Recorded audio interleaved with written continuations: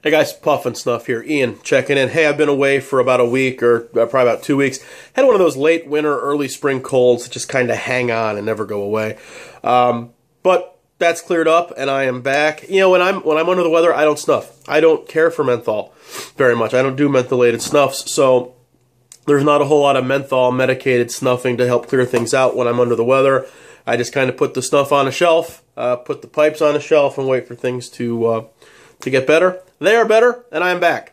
Thought I would jump on and do a review. Today we are doing Santo Domingo, which is a Freiburg and Traer snuff, which of course is manufactured, milled, tinned, sold by Wilson Zachero. I've been doing this for probably about a month, on and off. Very good snuff. I'm pleasantly surprised. You know, with Freiburg and Traer, take high dry toast out of the equation. Everything else that I've had, and I have not had, excluding this, and I have not yet had Old Paris, which I understand is supposedly very good. You know, Freiburg and Traer stuff is very heavily perfumed, to me, to the point that it's cloying, and all you get is whatever that usually floral sweetened topping is, and it's just, I've never really been too impressed with these scented Freiburg and Traers. I was expecting the same of this, but have been very, very, very pleasantly surprised. In the tin, and I love these tins. These little, they kind of look like the old camera film canisters. You know, the only problem, I love the screw top. I love them for storage. The only problem is when the snuff gets down below here, pinching, especially if you got fat kid hands, pinching just isn't going to happen. So I typically just kind of tap a little bit right out into the lid, and I'll snuff from there. Anyway, in the tin, it's a very musty, very kind of dank aroma.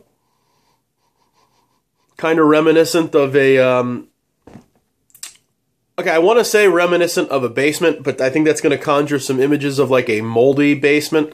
So let's say if you've ever had to help dig out a foundation for something and you get down below those first few levels of that topsoil and you get that real, that musty, earthy kind of, you know, thing about it. That's kind of what I get here. Definitely floral. For me, I'm not too good at picking out specific florals. You know, lavender is lavender, rose is rose, jasmine is jasmine. Beyond those three, I have trouble saying, well, this is violet, this is whatever the hell flower it is, geranium. This, I think I've read somewhere that it's geranium, and I'd buy it. To me, it's floral. I'm going to call it floral. I don't know that it's geranium. If they say it is, fine, I'll take them at their word. And there's something else in there, maybe sandalwood, but to be honest, with the darkness of the tobacco aroma in there, and then the floral topping, what I think is sandalwood may not be. It's kind of, there's something there, but it's very obscured by everything else. So we're going to jump over, we're going to take a look at how this looks up close, then we'll come back, we'll take a pinch. Alright, so there is your Santo Domingo, if we can get it to focus. There you go. It is a fairly dark brown. It's a little darker in real life than it is here under the light. For the most part, it is a fairly dark brown, but you can definitely see there are some lighter flecks in here. Don't know quite what that is. I don't know if maybe they've added some burley in there to pump up the nicotine, or if that is just a different part of the leaf that is in there. But for the most part, we are a fairly dark brown. It is quite fine, if you can see that.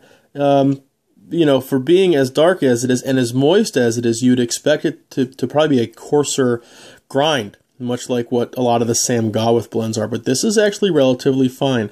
It has the consistency of fine, wet sand. And you can see it holds its shape when you push down on it, so it is definitely moist. Clumps fairly nicely. It will pill in your fingers when you pinch it. If you squeeze it down, it will hold form. And I don't quite know. This is probably the finest moist snuff that I've come across. So I was actually not quite sure whether this would be easy or difficult to take. It actually proves to be quite pleasant to take. No, no big shake, trying to get that up in the nose and get it to stick around without blowing back to your throat. So that's how she looks. Let's jump back over. We're going to take a pinch and talk about what we get out of the nose. All right, we'll take it. By the way, this is just some Earl Grey here on a chilly Saturday morning. So let's tuck into this and take a pinch. This can be a little tricky to get a nice, neat pinch of, just because it's so finely ground and it wants to go everywhere. But it's moist, so it holds.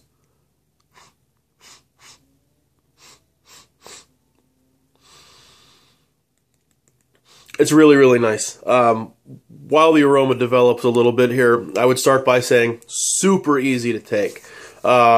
Certainly due completely to the moisture. That something this fine could be this easy to take, but it really is. Settles in very nicely right where you want it without having to, fuss with it too much.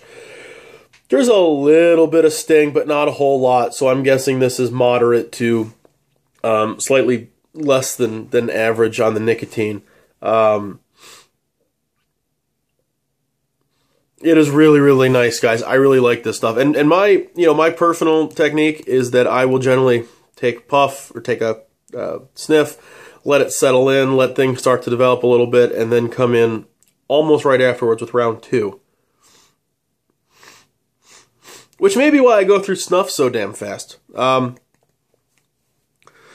so this is pretty much everything you would hope it would be, and nothing I was afraid it was going to turn out like. The topping, that floral, that sweet, is in there, but it's not overdone. It's not cloying. It's not too much. One of the worst things to me about a lot of the F&T tobaccos is that the stuff that they put in there to scent it obliterates any sense of actual tobacco aroma in there. This does not do this. You get plenty of dark tobacco, just that nice, naturally leather-ish kind of scent going on in there. But you also get, in, I would say, responsible and appropriate amounts, you can pick up the floral scents and what I'm increasingly believing to be sandalwood, or something damn similar to sandalwood in there. It is musty, again, in that very good, organic, earthy kind of way. There is that dark mustiness about it. The florals come through, but it's not hardly too much. And whatever other little jibs and jabs are in there are very, very pleasant. Everything works well together. One thing I'll say about this is it is what it is, and that's how it stays when it gets up there. Having been playing around with the old mill Snuffs a lot lately, layers and layers and layers, and some flavors will step forward and some step back, and they shift, and it changes over the course of 2 or 3 minutes in your nose. You're picking out different things at different times. Not this. To me, this is, there's a lot of stuff going on, but it's all going on at once, and it's all there at the same time. So it doesn't change a whole lot in your nose. It just kind of sticks around. It lasts a good long while. I mean, this lasts several good minutes in the nose without losing that scent. For me, it's a great snuff. For me, it's an all-day snuff at the right time of year. I would think, even as judicious as the scent, the floral scents in this are, I would think out in the summertime, you're outside, it's hot, this would be a little too sweet, a little too cloying to use all day. But honestly, right now, I'm looking out the window, and it's gray skies, and everything is kind of muted, and it is about 42 degrees, and breezy, and cool, and this really, really works. For me, I could do this all day, every day, probably in the fall, winter, spring, if I had to. It is something I will finish this tin. I will certainly buy it. I will certainly keep it on hand. To me, there are 3, maybe 4 tobaccos that or snuff mixtures that fall into that category. It's Viking Dark, it's High Dry Toast, it's this, and it may be Sam Gawith's Black Coffee. So, for me, guys, this is an excellent snuff. This is a 9 out of 10, easy. Highly recommend you give this a shot. It's worth it. It's easy to take. The aroma is fantastic. Can't say enough about it. Honestly, if I had never experienced Viking Dark, this would probably be my #1 tobacco. No joke. 9 out of 10, 9.5 out of 10. No lie. Give it a shot, guys. You'll like it.